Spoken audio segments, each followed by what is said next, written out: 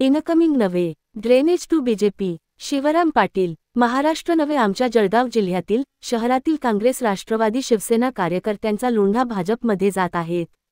जळगाव शहरातील महापौर, उपमहापौर, नगरसेवक एक गठ्ठा भाजपमध्ये गेले. काय करणार, मजबुरी आहे त्यांची. जळगाव शहरातील नगरसेवक राजकारण करीत नाहीत. नगरसेवक निवडून येणे हा त्यांचा अर्थार्जनाचा व्यवसाय आहे. वरून सेवा म्हणून लेबल लावले असले तरीही उद्देश अर्थार्जन आहे. वरून कीर्तन, आतून तमाशा आहे.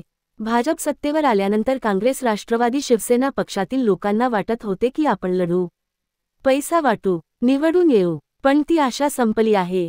निराश, हताश झाले आहेत. कारण आहे ईव्हीएम. काँग्रेसने ईव्हीएमचा वापर शीघ्र मतमोजणीसाठी केला होता. पण भाजप 2 पावले पुढे आहे. यांनी तर मतबदलीसाठी वापर केला आहे.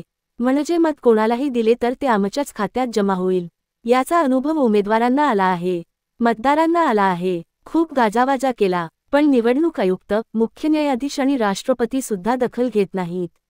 येथे लोकशाहीचे सर्वच खांब कोसळले. एकमेव खांब उरला आहे, भाजप. आता लोकशाही म्हणजे एक खांबी तंबू बनला आहे. म्हणून बुद्ध, सुबुद्ध, प्रबुद्ध, निर्बुद्ध लोक भाजपच्या तंबूत आश्रय घेत आहेत. जे त्यांच्या जाती जमातीमधील महापुरुषांचे पोवाडे गातात ते सुद्धा आता हीन, दीन, लीन, क्षीण झाले आहेत. क्षत्रिय, राजपूत, मराठा, जाट, जय भीम, जय आदिवासी अशी सर्वच मंडळी हतबल झाली आहे. भाजपला शरण गेली आहेत. फक्त उत्तरेकडील यादव आणि दक्षिणेकडील द्रविड जाती जमाती तग धरून आहेत. सैन्यशत्रूला सामील झाले तरीही राहुल गांधी हे अजूनही लोकशाहीची खिंड लढवत आहेत. अशी बिकट अवस्था कधी काळी बृहद्रथ नंतर भारतात झाली असेल, पण आता मात्र अत्यंत बिकट झाली आहे. इनकमिंग नव्हे, drainage to BJP. Shivram Patil. Maharashtra नव्हे, आमच्या जळगाव जिल्ह्यातील शहरातील काँग्रेस राष्ट्रवादी शिवसेना कार्यकर्त्यांचा लुंडा भाजपमध्ये जात आहेत. जळगाव शहरातील महापौर, उपमहापौर, नगरसेवक एक गठ्ठा भाजपमध्ये गेले. काय करणार, मजबुरी आहे त्यांची. जळगाव शहरातील नगरसेवक राजकारण करीत नाहीत. नगरसेवक निवडून येणे हा त्यांचा अर्थार्जनाचा व्यवसाय आहे. वरून सेवा म्हणून लेबल लावले असले तरीही उद्देश अर्थार्जन आहे. वरून कीर्तन, आतून तमाशा आहे. भाजप सत्तेवर आल्यानंतर काँग्रेस राष्ट्रवादी शिवसेना पक्षातील लोकांना वाटत होते की आपण लढू, पैसा वाटू, निवडून येऊ, पण ती आशा संपली आहे. निराश, हताश झाले आहेत. कारण आहे ईव्हीएम. काँग्रेसने ईव्हीएमचा वापर शीघ्र मतमोजणीसाठी केला होता. पण भाजप 2 पावले पुढे आहे. यांनी तर मतबदलीसाठी वापर केला आहे. म्हणजे मत कोणालाही दिले तर ते आमच्याच खात्यात जमा होईल, याचा अनुभव उमेदवारांना आला आहे, मतदारांना आला आहे. खूप गाजावाजा केला, पण निवडणूक आयुक्त, मुख्य न्यायाधीश आणि राष्ट्रपती सुद्धा दखल घेत नाहीत. येथे लोकशाहीचे सर्वच खांब कोसळले. एकमेव खांब उरला आहे, भाजप. आता लोकशाही म्हणजे एक खांबी तंबू बनला आहे.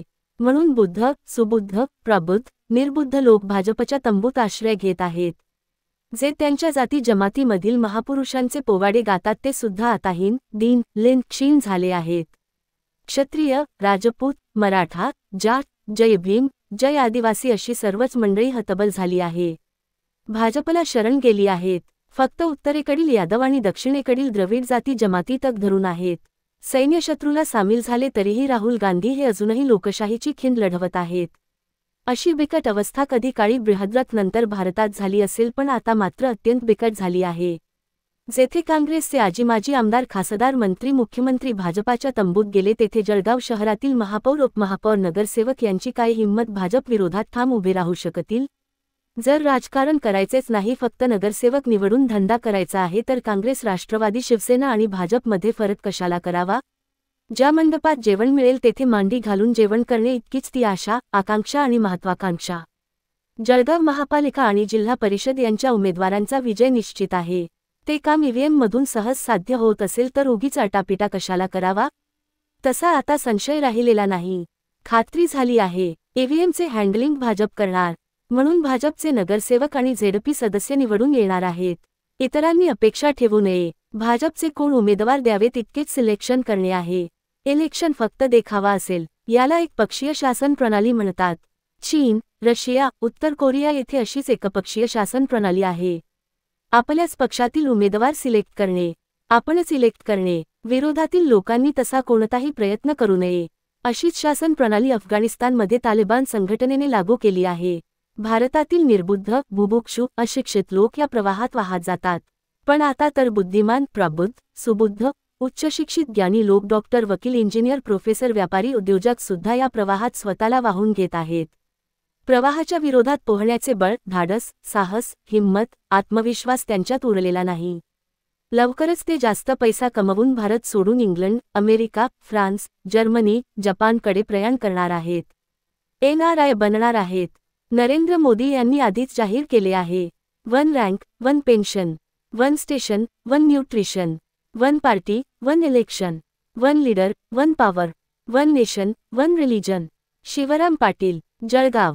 मी आपल्या माध्यमातून शासनाला विनंती करू इच्छितो की जळगाव महापालिकेमध्ये जुनी बिटिंगातली जी पाईपलाईन होती पिण्याची, त्याच्यात एक संगमताने महापालिकेतील काही पदाधिकाऱ्यांनी टेंडर काढलं आणि एक मोठ्या प्रमाणात भंगार चोरी झालेली. एक जो 15 दिवस झाले आरोपीचे नावं निश्चित झाले, पण काही आरोपी जमा केलेले आहेत, पण अजून जो मेन सूत्रधार अजून फरार आहे. 15 दिवसानंतरही पोलीस प्रशासन त्यांना पाठीमागे घालतंय. म्हणून माझी आपल्या माध्यमातून विनंती राहील, आणि हाच आरोपी 15व्या मजल्यावरती असे कितीतरी कट त्यांनी रचून मला वाटतं मोठा भ्रष्टाचार केलेला आहे. याच्यामध्ये आदरणीय महेश शर्मा म्हणून पोलीस निरीक्षक आहे, यांनी त्याच्यामध्ये कंप्लेंट घेताना आरोपीला पाठीमागे घेण्यामागे सुनील सुपडू महाजन नाव असताना सुनील वामन महाजन असं नाव करण्याचा FIR मध्ये खाडखूड केलेली आहे. मला वाटतं इतक्या पद्धतीने पाठीमागे घालण्याचं काम पोलीस प्रशासनाने केलेलं आहे.